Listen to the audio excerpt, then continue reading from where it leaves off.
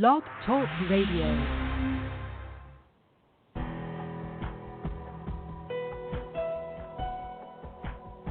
Welcome to our program on Kardec Radio. And now, here's our host, Dr. Vanessa Anceloni.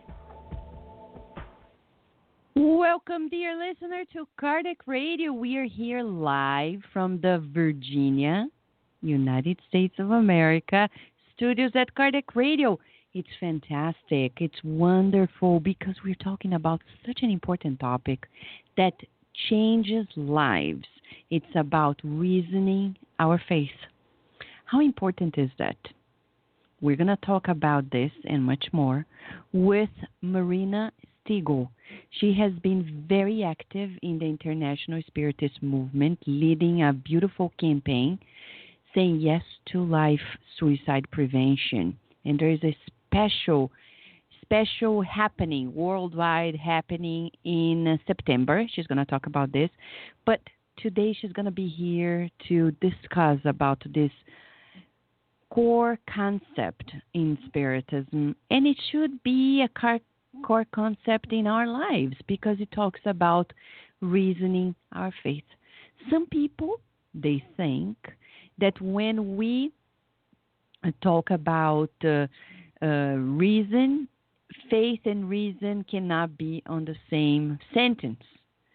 As if you believe, you believe. It's blind faith. And if you reason, there's no faith.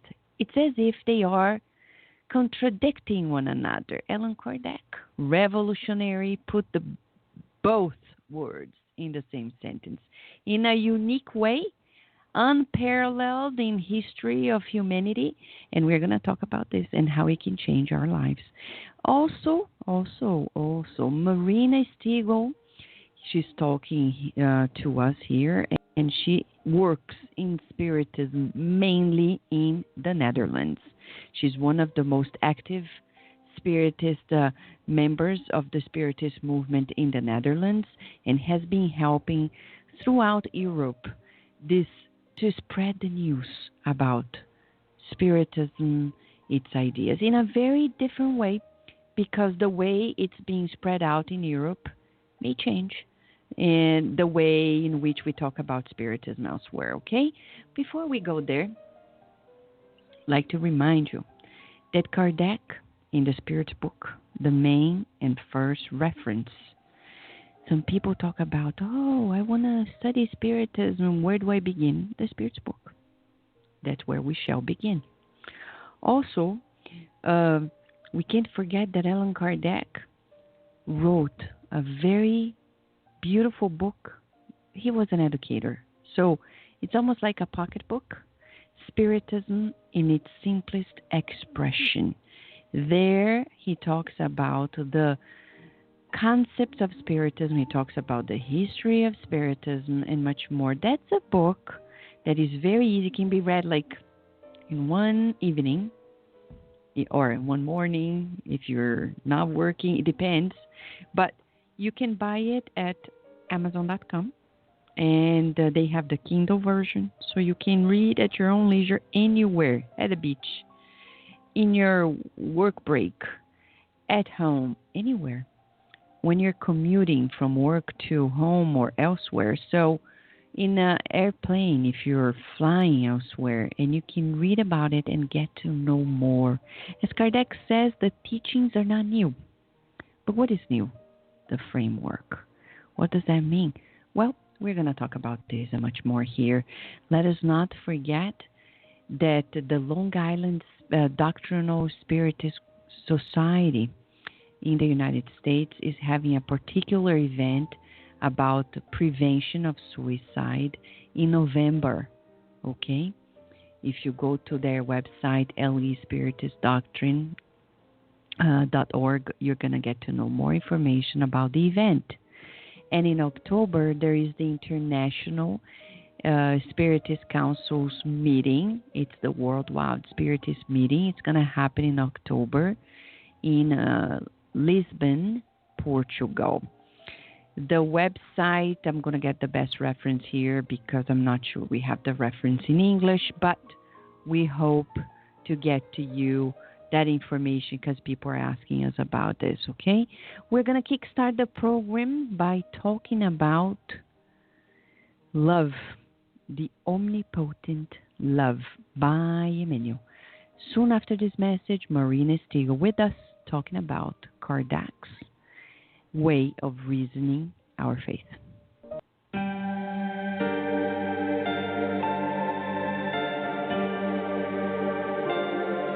Omnipotent love. At the distressful time of crisis in which circumstances took your soul into trial, many believed that you would no longer rise. However, when shadows thickened around you, you found a blinding light, which impelled you toward the path of hope bathed in sunlight. In the cell of disease, many admitted that nothing was left for you but to accept the scythe of death.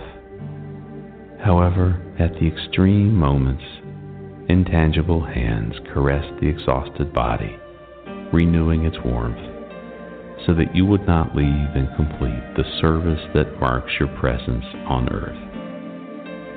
In the midst of temptation, many agreed that decadence was all that was left for you. However, at the edge of the muddy cliff where you were, an invisible arm manifested itself, deterring you. In the valley in which you threw yourself without thinking, many despised you for good. Nevertheless, at the threshold of madness, you received inner support that guarded your heart, reconstructing your life. In the hut of loneliness, in which the most cherished relatives relegated you, many believed you to be forlorn. But at the end of your weeping, which appeared to be endless for you, you experienced an unexplainable uplift that encouraged you to seek new bonds which honored you. While in the midst of turmoil that envelops you during the day, think about God, the omnipotent love, which does not forsake us. No matter how great the affliction, He will bring a balm that consoles. No matter how obscure the problem, He will give a fair and correct solution. Even so, do not hasten in personifying or defining Him. The word of Christ is enough for us. He who revealed God is our Father. Above all, do not bother if someone denies God's existence, even if their words shine in the world, because you will find God within your heart in moments of pain. It is natural that it be like that.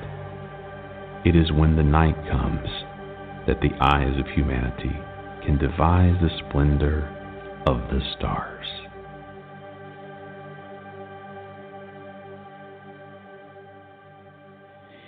Beautiful, and as Jesus said once to Nicodemus in the book Good News, Born of Good News, which, by the way, is already in English and awaits its publication from the Brazilian Spiritist Federation. The book Born of Good News by the Spirit Humberto de Campos through the medium Chico Xavier has a particular chapter that talks about the conversation between the Pharisee Nicodemus with Jesus. And Jesus said, well, Nicodemus, it's not enough to know the scriptures. It's important to feel them. When we talk about reason and faith, we can forget that as humans, reason also means feeling. Okay? We're going to bring that discussion here as well. But I'm going to open the line to Marina Steagal, who is in the United States now. She is 3 hours away from us in San Diego, California. And she is here, but she mainly lives in the Netherlands, where she participates very actively in the Spiritist movement and helps the European Spiritist movement as well. She was referred to us by our friend Elsa Rossi. Thank you, Elsa, for your kind suggestion.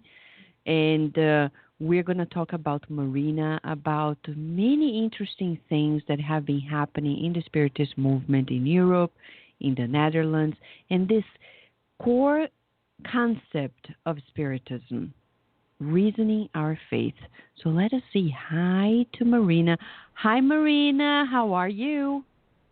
Good morning. How are you? Thank you for having me. Good. Thank you for being with us. And Marina, first thing we would like to know, how did you get to know of Spiritism? Well, actually, since I was born, so my grandfather, Carlos Steagal, he was a very studious man, and he came to know about Spiritism through a homeopathic doctor. And first he was intrigued, right, because he grew up as a Protestant because his parents were American who moved to Brazil. And then he was curious, and he came to hear about a man called Pedro Camargo, which was called Vinicius. And he was a big studious man on Spiritism. He wrote a few books. And my grandfather went from Santa Barbara in the state of São Paulo to another city, Piracicaba, where he lived. And the story goes that they were just going to meet for a little bit, and they ended up talking for hours. And since then, my grandfather became very much dedicated to learning more about this and studying it. And in 1932, he was one of the founders of the Center Caminho e Progresso in Santa Barbara.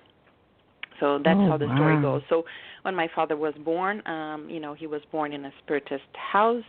My mother came to know it through my father, and they were very active as well. And I think you know some of my family members that they have been very much engaged. So, I was when I was a child, I was always very inquisitive, right? So you see a lot of poverty in Brazil, and I always wanted to understand, this child doesn't have anything, this child has everything. Why this kid has a disability? And I had a lot of questions, and it was by understanding Spiritism that really, life is a chapter, it's a continuum, it's a journey. We're responsible for the good and bad that happens in our lives. We can change things. So that really became the basis of how I grew up. That's beautiful. And, one thing is for us to be born in a Spiritist family, and another is to make the choice of being engaged and willing to participate and be an active Spiritist practitioner like you are. So what actually made you, give that unique step from being like a Spiritist to a Spiritist who also helps disseminate Spiritist ideas? Yeah, that's a very good question. It always made a lot of sense to me. So I think the way Kardec writes, it's so logical, right? I mean, it just invites you to think, and it was just like no other way. There was nothing else I could believe, right? And then there were some events in my life, like, for example, when I was a teenager, my mother passed away, right? And you have to believe in something else. You have to say, well, there's a God. Everything makes sense. Even if I don't see it now, there's a reason why this is happening. And if it's happening, it's because I can go through it. And I think you kind of it becomes just a part of who you are, right? And then, so that was always something that I was very much involved with. But it wasn't until I moved to Europe that I became very much engaged, let's say, and being an active worker. Interesting. And how long have you been in Europe, and particularly in the Netherlands, and how is the movement there now? So I've lived there twice. I was there for 4 years, from 2008 and 2012. Then I spent 2 years in Brazil, and I've been back for 2.5 years. So the movement is the books have been around since 1874 when a Dutchman called Platte, he translated them.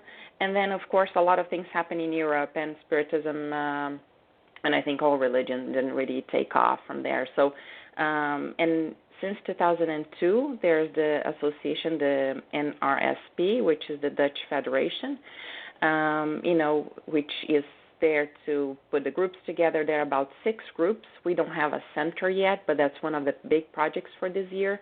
We are trying to come together on one single location where we can have our library, where we can have, fraternal assistance. We have our public talks, and we help each other a lot, so we are very much engaged with each other. And this is growing to also involve the groups around Europe, right? So one of the things that we see is that in order to reach the Europeans, you need to understand the surroundings. So one of the things we say, I always like to say that if you're going to teach somebody how to cook, you need to work with the ingredients this person is comfortable with what they have in their kitchen. And it's very difficult if you want to talk to people as if they were Brazilians, because Brazil is a very spiritual country. People see you and they say, oh, thank God that happened. They say, God bless you all the time. This is something that in Europe you don't say these things, right? People don't think that way. If you think that in countries like Germany and the Netherlands, less than 30% of the people think that religion is important, and less than 10% of the population actually go to church or to some kind of service. So it's a completely different landscape, and that's why it's so important that we work with people that understand that, because it's sometimes the Brazilian speakers with all the good intentions that get out of Brazil and go to Europe, they don't get this, right? Some do, like people like Divaldo, of course. I mean, he has a very deep understanding of what happens, and they help us tremendously, but others don't. So it's important that we develop and the speakers that are local, and mostly they are Europeans, because when they talk to Europeans, it's completely different, right? You see, for example, we had a colleague, doctor from Norway, Lars Omdahl, and he came to the Netherlands to talk. He gave a beautiful talk explaining why Spiritism was born in France but flourished in Brazil. And it was such a beautiful talk, but what caught my attention is the fact that all the Dutch people were asking him questions. These are people that usually don't ask questions when they come, but because they saw somebody that they could resonate with, they had a different type of conversation, and this is what we need to focus on. Yeah, so you're talking about cultural awareness. People needed to be culturally aware to really be effective in transmitting the ideas of anything, and especially, of course, about Spiritism. And we cannot do it in the same way as we do it in Brazil. But let me ask a question. Many places in the world still, I know we are getting better at this, speaking the language of the country. How is that going in the Netherlands? The meetings are in which language? So we still have a lot of Portuguese, right, of course, and but there are groups that meet in Dutch, and a lot of things also happen in English. So, for example, when we have and let's remember, right, two things. There are big population of non-Dutch living in the Netherlands for a number of reasons, right? People like expats, they go to work and so forth.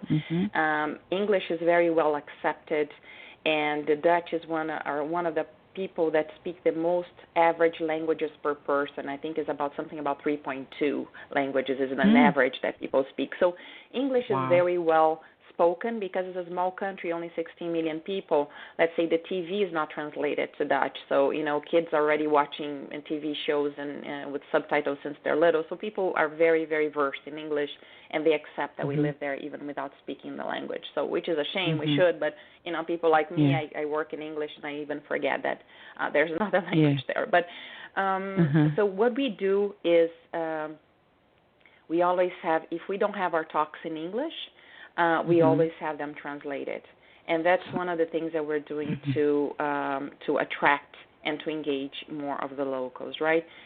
When you talk about the Congress of Medicine and Spirituality, the big events, they are all translated to Dutch, or they are in Dutch, because that's the idea, that's the principle, right?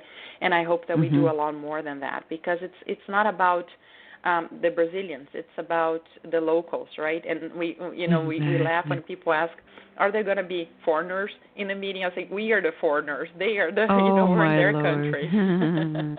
That's funny. But people talk so much about Chico Xavier, but in the Spiritist magazine, We published in the year 2014. It's issue 25. If people go to the website, thespiritismagazine.com, they have free access to every issue of the Spiritist magazine. But there we published excerpts of letters that Chico Xavier wrote to one of the first Spiritists in the United States. One of the first, of course, not the first, but the one, a friend of his, Haddad, with whom he founded the first Spiritist center in the 20th century in the United States, in North Carolina. And he says to Haddad, Spiritism must be in English. For that reason, Chico Xavier came here to the United States in 65 and 66 to learn English. He was practicing writing and translating with the help of the spirits as well. We have letters in English, issue 22 of the magazine. At the cover says, an unprecedented letter from Chico Xavier in English to a family friend in Brazil. And he says, we need to do it all in the language of the country. So it's so beautiful. Spiritists around the world talk about Chico Xavier. But let's do what he did. We can't be selfish, right? We can't. Absolutely. I fully agree with you. And the association, I think, is a beautiful work led by Maria and all the workers are very much focused on translating the books to Dutch and having materials in Dutch and having talks in Dutch. And I because that's the only way that the Dutch will be a part of it, or be leading it, And I think we're just building the foundation that eventually will be led by the Dutch themselves. And it's also interesting because, for example, in the United States, it's getting much better, the English speaking movement here. But I have friends who are presidents of Spiritist centers, and they say, "Oh, Vanessa, but if I do everything in English and not in Portuguese, some people here don't understand." And I say, you have to think millions versus 3. Yeah. You have 3 now, but you can have many more later. And the 3 that are here now, they come and they send their money to Brazil. They buy their homes in Brazil and they go back to Brazil. What about the other people who remain here? Absolutely. So kindly, we invite everyone. If you don't know, it's the opportunity for you to learn English. Come to the Spiritist Center. You'll learn English and you learn Spiritism. Why not? Right, Marina? Absolutely. It's a sensitive issue, but it's important to know that Chico Xavier himself did not compromise it. I have letters from him telling Haddad, even when he couldn't come back to the United States, he said, keep sending me materials in English because I'm still studying English to help the dissemination in English. We have proof that Chico Xavier was on board with this, and he did not compromise it at one single minute by speaking Portuguese in the United States. He was constantly striving to do it in English himself. Yeah. So, Marina, when you talk about the Spiritist movement in the Netherlands, you have several cities there. Do you have an account of centers in the Netherlands, just so we have an idea? Yeah, I think we have about 6 groups or a little bit more than that. I mean, these are the numbers of study groups that are associated to the Dutch Association. And like I said, they're in different cities, right? But we have a couple of them in Amsterdam. And the idea is that we will build, this is our big project for this year, right? There are a few of us that are saying, why don't we have our own location? Why don't we have a place that we can call our center? And then we can perform fraternal assistance. We can have our library.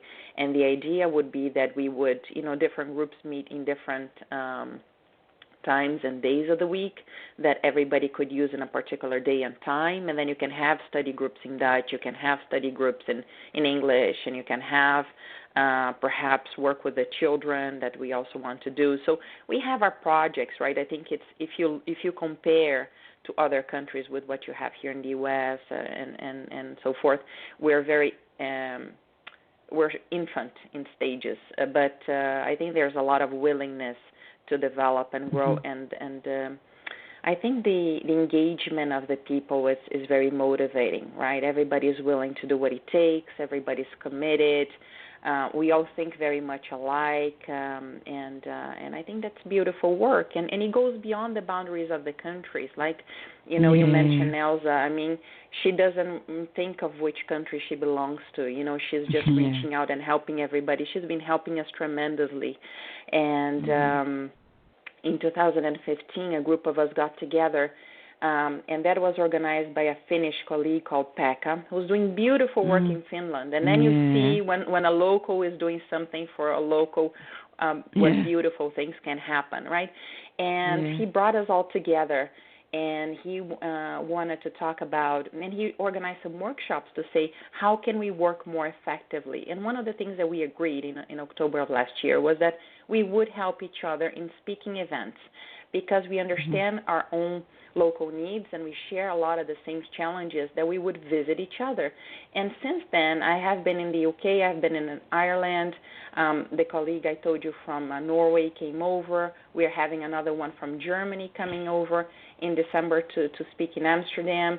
Others have done the same, and I think this is fun because we share best practices, we support each other, we all learn something, and I think everybody gains from that. So I'm very happy that this is happening, and not to mention that you meet great people. It's beautiful you're saying that about the European network of Spiritists, Conrad in Poland, and in France we have our dear friend Charles and so many others there. It's a beautiful network of support in Europe, and I can tell that it's growing very strongly, and now we have more books than many years ago, and the fact that books are coming up is ever more helpful, right? Absolutely. I think it's very encouraging, right, because we work very hard and we have very little resources and we depend on the volunteering work, but it is very rewarding when you see, what is happening out of that. I mean, and you see the same type of that same energy. You see the same commitment in the Say Yes to Life campaign, which is also another very nice type of work, which is connected to all this work that we're doing. So how did that begin, the suicide prevention campaign, through the International Spiritist Council? Right. So the International Spiritist Council had the campaign, which was called To Love Life. And in the same meeting that I mentioned to you in Finland, I had a conversation with Charles because I did work for a long time in marketing and communications. And we said we need to create an action from that, right? Because when you say love life, what do you want people to do with it, right? The concepts are all good, but usually you want to instill some activity. So we had a little bit of a conversation, and Charles liked some of the thoughts that we shared. And then we were getting organized for the Congress of Medicine and Spirituality in Amsterdam. I think it was November last year. And for a long time, the group wanted to do something around suicide prevention because, in some countries, the numbers are very scary. For example, in the Netherlands, it's 5 a day. Like in the world, that's probably about 1 million if you add up of suicides a year. And some countries in Europe have very large numbers, right? The Netherlands ranks 45 in the world suicide ranking, and which is very alarming. So, there was a talk of that for a long time, and we were going to have a lot of talks that had this theme around it, and one of them would be suicide prevention would be the last talk. So we're like, well, it would be great to finish the event with something. So then, we start talking about that, and what if we invite people to say yes to life? And the way it's written is like it's a pen-written statement. Why is that? Because suicide is usually an act of impulse. And we wanted to create the same impulse to say, let's say yes to life. Let's create a different perspective to it. Let's create an action. Let's invite people to become ambassadors of life. So that's how it started. So we have, you see the same heart, the same logo, and just with a statement to inviting something positive and enthusiastic. So that's how it all started. So we decided to let's make some T-shirts, and then we wanted to make the folder, and we started asking what kind of information should be in there. And when you talk about prevention, and you're a doctor, you know that when you want to prevent anything, you start with education. What are the numbers? What are the facts? What are the reasons? So we started to look into that, and if you go to our Facebook page, which is facebook.com/ambassadors of life, all in one word, you will see that there are a lot of videos and materials and articles talking about prevention, how to recognize somebody with depression, what are the myths and facts on suicide. A person who is committing suicide is not trying to end his or her life. They're just trying to end the pain. So sometimes we don't recognize, we don't see it. Maybe that colleague at work that's just showing a different behavior, somebody who just is more quiet, and that is when, because if the person is in that state, it's very difficult to ask for help. And if you look at all the research, it is very important that the community, the family and friends support it, because they say that one of the big reasons it's being disconnected is isolation, is depression. And, being connected is what can help somebody overcome that. So I think it's a beautiful work. There's a lot of good material out there, and our only ambition is to invite people to ask for help, to put them in contact with the associations, like the hotlines that exist and are available. Most people don't even get to the point that they call them. So, how do we make sure that these things are happening? So we have been, now we have our material translated to 9 different languages. We're very excited about how much this is flourishing.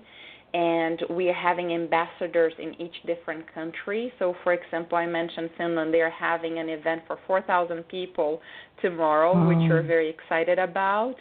And we had one in Dublin, which was beautiful. There's a beautiful work happening there. So we're very excited to see this happening in different places. The amounts of emails that I get, the volunteer work that is taking place, it's just amazing to see what people are willing to do, how they're willing to participate and support. So it's something that's it's just a beautiful work. That's beautiful. It's really beautiful. So let's repeat it. It's facebook.com, Ambassadors of Life. As you said, it's a beautiful page. It's a lot. There is a lot of information, very helpful. And it's funny that we need more than ever to reach out to people. In the United States, Absolutely. As you know, we appreciate so much giving people their own space and individuality, which is beautiful. But on the same token, people feel so lonely, and they lack the attention of one another and become so isolated.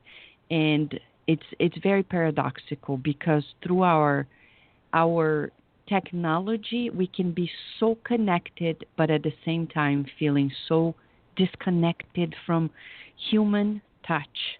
And that's one of the things, as you said, education is the way. So we are going to give a break right now, Marina, and we're going to use the message, Jesus, Kardec, and Us, as our break, to give the listener an opportunity to reflect on this concept of the importance of taking action in the now and giving no excuse, using our reasoning to boost our faith. And soon after the message, as a break, Marina will come back to discuss about some of the core principles of Spiritism, and mainly reasoning our faith.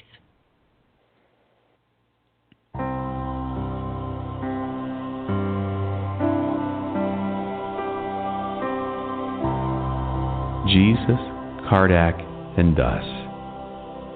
Had Jesus thought too highly of himself so as not to tolerate contact with human weakness? Had he believed that everything should be left for God to do? Had he admitted that we were forever lost in our rebellion and delinquence?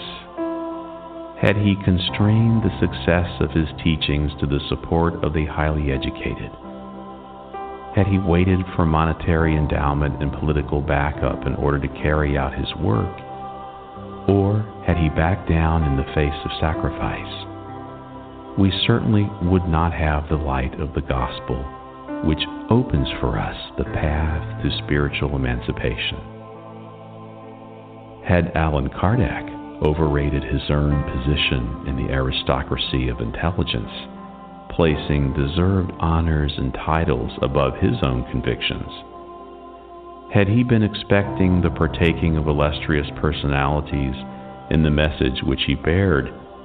Had he waited for financial support to plunge into the task? Had he considered his difficulties as an educator with scarce time to devote to commitments outside his profession? Or had he backed down in the face of the slanders and personal attacks which marked his path? We would not have the Spiritus codification which complements the gospel and integrates us into the responsibility of living. Reflecting on Jesus and Kardec, we do not understand our thoughtlessness when we declare ourselves too virtuous, too busy, too educated, too shy, too incapable, or too disillusioned to attend to our own obligations in the Spiritist philosophy. If we consider this the master and the apostle of human renovation passed among men, suffering lacerations and exemplifying the good for love of the truth, while we, indebted consciences, run away from learning and serving for our own benefit, undoubtedly we will be, without noticing, under the hypnosis of an unseen obsession, showing balance on the outside and madness on the inside.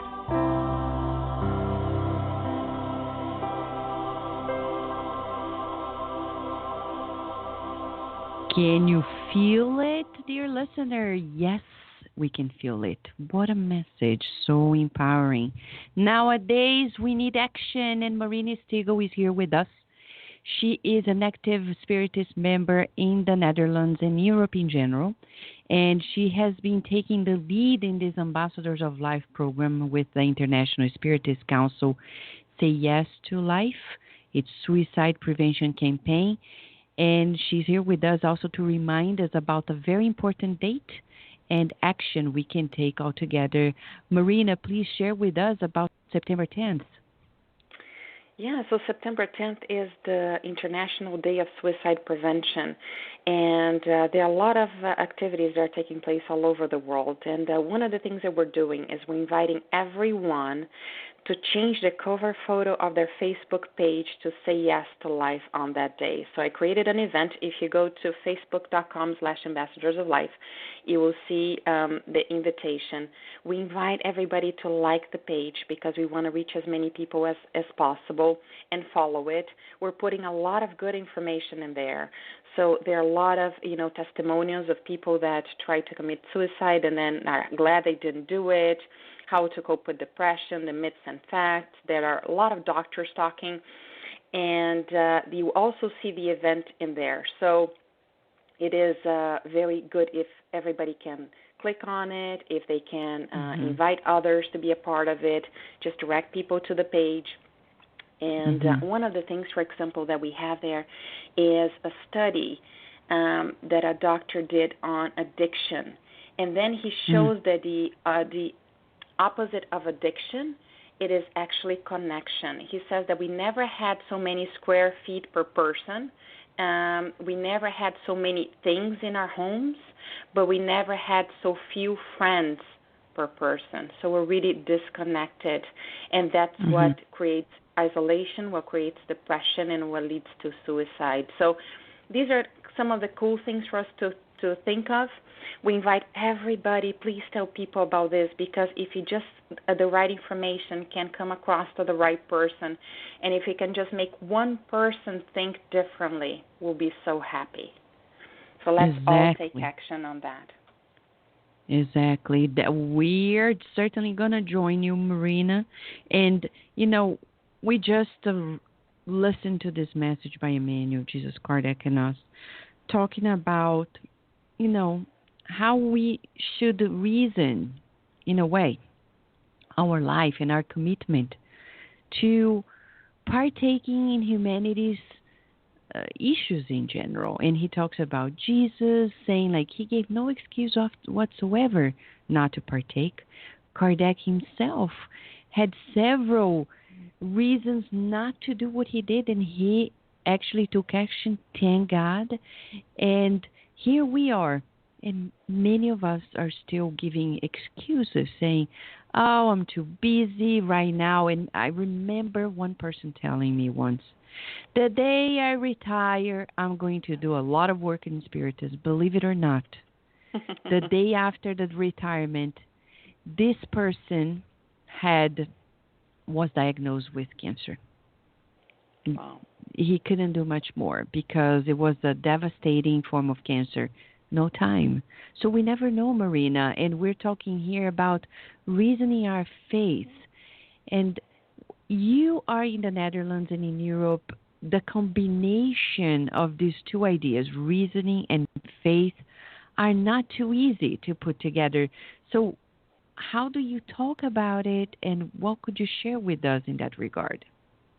It's true, right? Because if you think of what the history, right, when Enlightenment came, so the church was going against any questioning, any new thing, any new concept. And when Enlightenment came, I think therefore exists. There was kind of a liberation, and then Napoleon separated, church and state. And if you look back, then everybody who's proud of intellectual development, of scientific discovery, anybody who's any type of research field, they are against religion. It's almost like one is against the other. And you got to break that myth, right? So you already have that barrier when you start talking about anything that's related to religion or faith.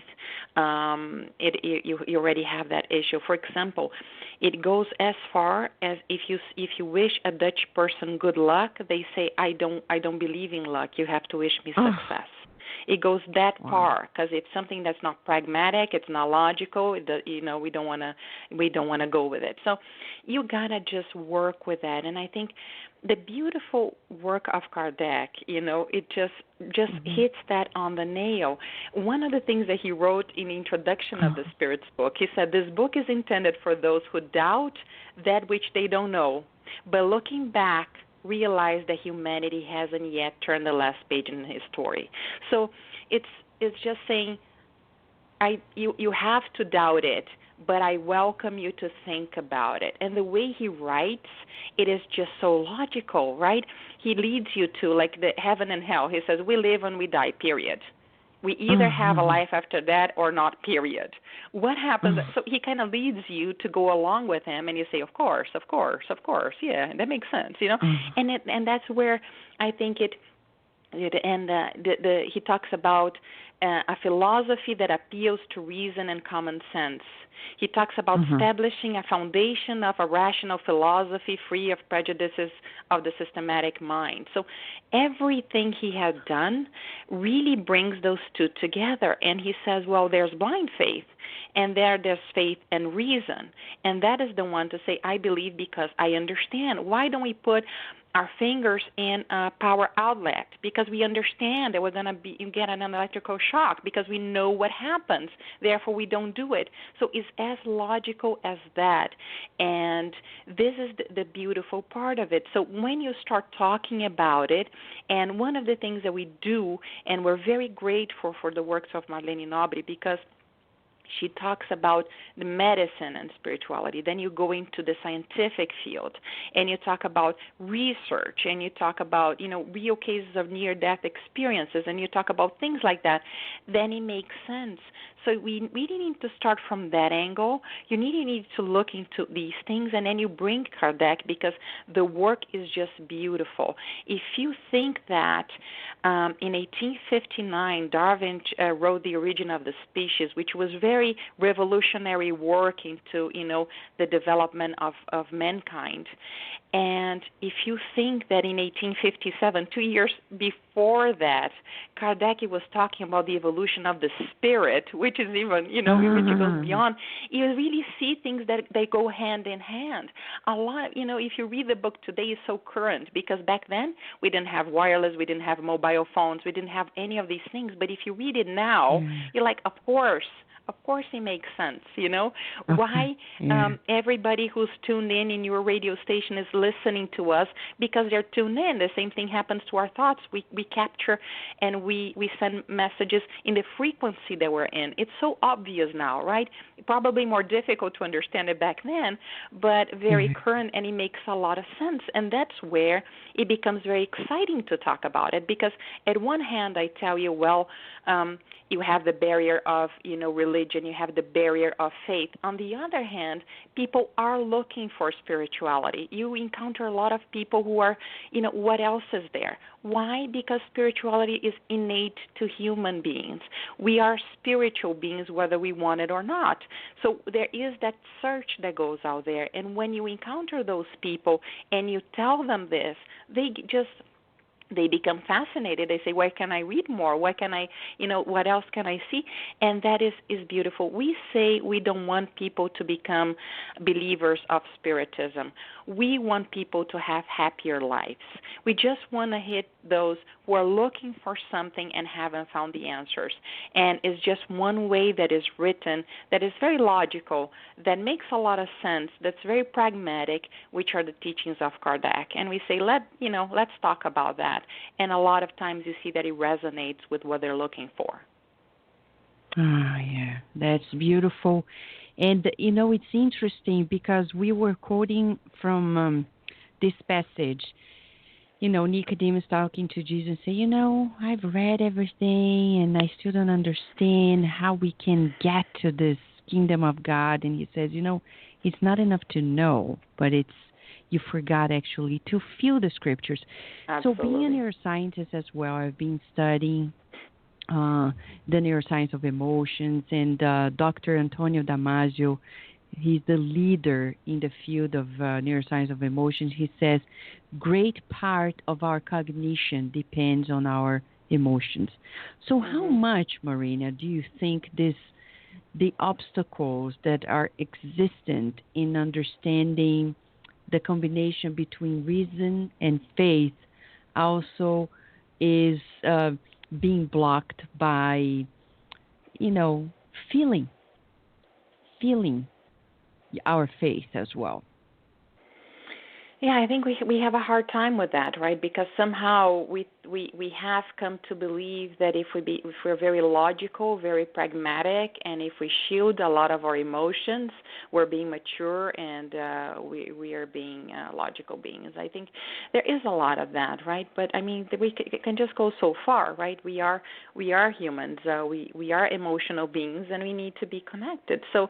A lot of the things, I think Spiritism explains that very well, right? One of the big things that Spiritism talks about is know yourself, right? There's a lot of passages in the Spirit's book and other books that will see that. And what does it mean to know yourself? To know that we are emotional, spiritual, logical beings. It is the full thing, right? And the more that we know ourselves, the more connected we are, the more aware we are, and then we can make better choices. Otherwise, we just go in the automatic pilot of repeating our past experiences, not knowing why we're creating these bad situations and becoming victims of ourselves because we created them in the first place. So I think that is the three things that I always say that Spiritism teaches is, teaching this is first studying it, because if we understand the laws of cause and effect, if you understand how we were created and why we're here for, and our journey and all of that, we become more aware. We say, okay, why did that happen? Then we start thinking about understanding who we are, the self-knowledge to say, maybe I created the situation. Maybe that's something that I have something to do with this. Maybe if I do something different, then I'll have a different result. And then you start looking to where we can, in the self-improvement. And the third thing is the connection with others, because we are all one thing. I mean, we're all connected, right? And I will never be happy alone. I will never be fully happy, if somebody next to me is suffering and is in need of help. So it is my duty, it's my responsibility to reach out to those who I can. And in some form, it doesn't need to be only the material form. It could be, just reaching out to people. So if you look at these three things, it really leads us to a lot of progress, to a lot of evolution, to understand better why we are here, to be less a victim, this blind victim of our own choices, to be more aware, to say, now I'm going to choose to do this because I understand the consequence that's going to lead me and understand the result that's going to have in my life. And then I think we become a lot more centered and therefore a lot happier, right? I think that's how I see it all developing. Mm-hmm. It's beautiful. And, we want to also talk to the listener, Marina, about the importance of reasoning our faith, because it can change our lives completely. Let me just share this. I remember talking to a neuroscientist friend of mine. At the university, I never talk about religion because it's not the space to talk about it. And but people know there's Google, internet, inevitably people know, but they respect, they don't say a word. And then one day he said to me, we were both working at a microscope, and he said, I don't understand how you believe these things. And I said, let me ask you a question. You are a wonderful scientist. You work so hard. You are such a responsible person, great professor as well. So what's the point of doing all that if at the end of this life everything's going to end up with death? And he turned to me and said, I never thought about it. That's the question. Yeah. We have reason and faith, but we don't put both together in the same sentence. So we think some people come to the center in Virginia and they say, my husband is so rational. He's so logical. And I said, if you really are, you would reason your faith. Absolutely. Isn't that right? Absolutely. And I think it's about asking the right questions, right? And I think Kardec did a beautiful work asking the right questions, because the way he asked them, and one Dutch woman came to one of our events, and she made this comment that I myself had never thought about, because like I told you, I was born knowing these things. I mean, I didn't really think much of that. But she said, what a great IQ this man must have had for the quality of questions he had asked while this book. I'm like, wow, that's true. Exactly. That is true. The quality of the questions that he asks and how he puts things together. I mean, it's so logical, right? I mean, how can you believe in eternal hell and eternal, the purgatory forever that you're going to suffer from, if here you are allowed to, in this lifetime, you're allowed to change your mind, make better choices? Why you're not allowed to do that after? So he poses thoughts, and first he plays with all these possibilities, and he discusses, does this really make sense? Would God do something like that, And I think it's really by studying it, and like you said, by welcoming new ideas and just entertaining these thoughts, is when these new ideas come to play. Leon Denis said that Spiritism is not a religion of the future; it's the future of our religions, because it's that logical process, the inevitable logical process that will lead us to a better understanding of life and why we're here. Mm-hmm. Yes, exactly. Yeah, you're right. But it can change our lives and make a huge difference. So, Marina, as we march towards the wrap-up of the program today, for everyone who is listening to us, Kardec Radio has listeners in more than 100 countries around the world. Many people also listen to us on demand. So what would you like to share as your final comments to them regarding this core principle in Spiritism and how it can change our lives? Well, I think we talked a lot about what Spiritism says, right? I think is a great example bringing reason and faith together. You mentioned the book Good News is a beautiful book because it's really looking at passages of Jesus and having that view, because Jesus was also very logical. He looked at, faith and reason throughout. He explained things, right? He kind of gave the recipe for happiness, right, in his beautiful message of love. So I think all the messages are there. The books are great. Just keep inviting people to study, to look for things, to learn new things, and to use their own logic, because it's not about putting new ideas in anyone's mind. It's just use our own logic, use our own reasoning, use our own observation to learn, to question, and to put those two things together, because they should be together. We should believe because we understand. Right? That's what Kardec taught us, right? He said, have faith in all that contains beauty and goodness, in its purity and its reasoning. Do not accept faith that cannot be substantiated, the blind daughter of blindness. Love God, but know why you do. Believe in his promises, but know why you believe in them. Follow our counsels, but be aware of the objective we show you and the means we provide you to reach it. Believe and hope without losing heart. Miracles are the deeds of faith. So that's what's written in the Gospel according to Spiritism, and I think it really sums up everything that we talked about. That's beautiful, Marina. We are very grateful to you for waking up so much earlier than us to be here with us at Kardec Radio. And we'll be with you on September 10th for the prevention on suicide, the campaign. So again, Facebook.com/Ambassadors of Life. Right? Beautiful, beautiful. Thank you so Marina, much for having me. Thank you. And we hope to have you more often here at Kardec Radio as well.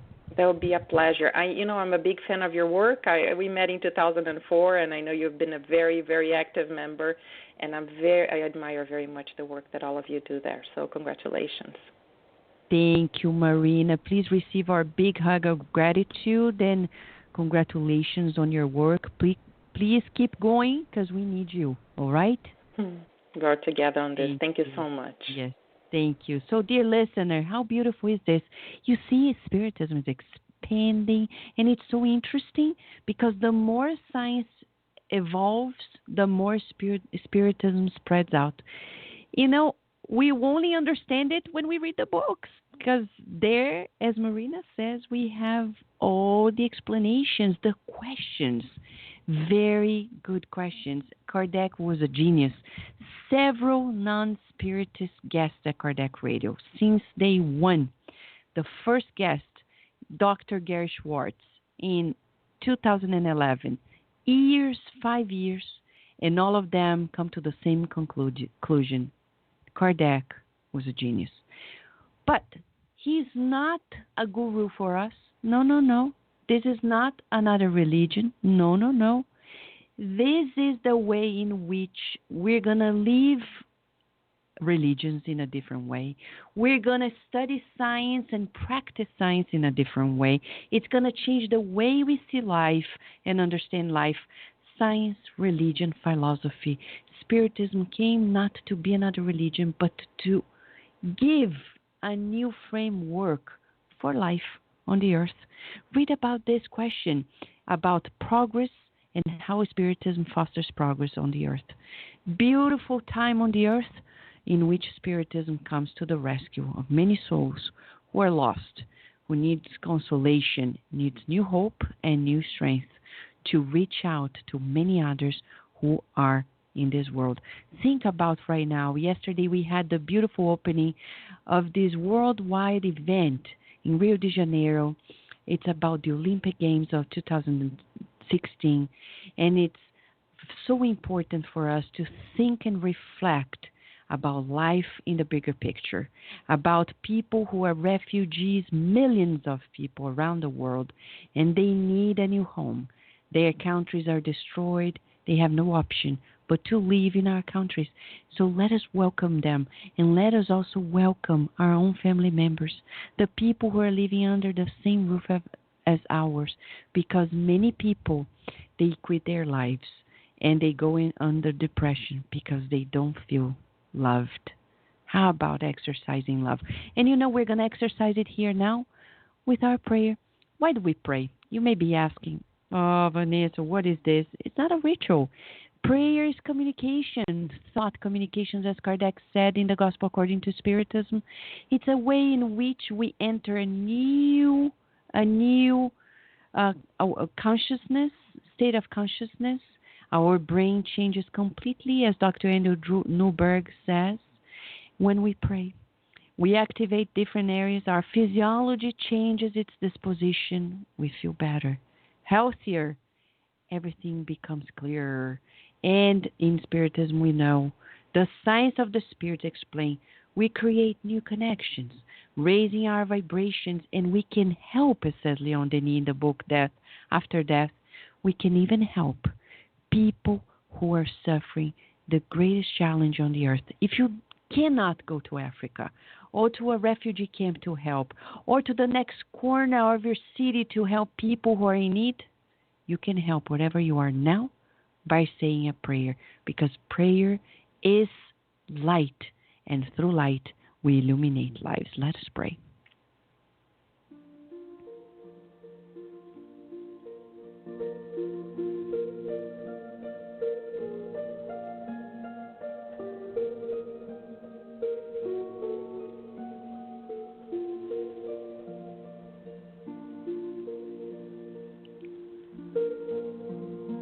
Dear Mother, Father God, what a blessing it is to collaborate with friends around the world, to share the much we have received. We have not created anything. You did. And we are learning to co-create with you in greater harmony. Thank you for bringing Marina Steagal with us today, and her loving presence, firm and loving presence in the Spiritist movement. Thank you for bringing Elsa Rossi, who kindly recommended that she be part of this program and share with us the much work that is being done and is still ahead of us. We rejoice today in the certainty that life is much more than our five senses can actually perceive. We feel your loving kindness towards us, and we pray today especially to those who are skeptics or resisting the flow of their own feelings towards you. Thank you for loving all of us, irrespective of our consciousness, and for patiently awaiting our own encounter with you. May you bless humanity on the earth, today and always, and so be it. What a joy, dear listener, and we'd like to remind you that in a week from today, we're going to be talking to Dr. Andrew Vidish. He's going to be talking about a new book, Psychology of Mystical Experiences, in which we're going to talk about mediumship also in the Spiritist view. By the way, September 2nd, Julsara Korngold is going to start a new program here at Kardec Radio every Friday at 8 p.m., followed by Spiritist Awareness hosts. She's going to talk about mediumship in the air. Beautiful program. Julsara Korngold, one of the experts on Spiritist mediumship. And I say Spiritist in the sense of practicing mediumship under the guidelines of Spiritism. It's very unique. And if you want to know more about Kardec Radio's program, we have new programs every day of the week, 7 days a week. Just go to kardecradio.com and get to know more information about each and every program. We wish you lots of blessings, and let us rejoice by feeling the love and loving all the more everyone in our lives. Thank you for listening to Kardec Radio, broadcasting live every Saturday morning at 11 a.m. Eastern Standard Time. Email us and share your comments at www.kardecradio.com. Until next time, we wish you many blessings.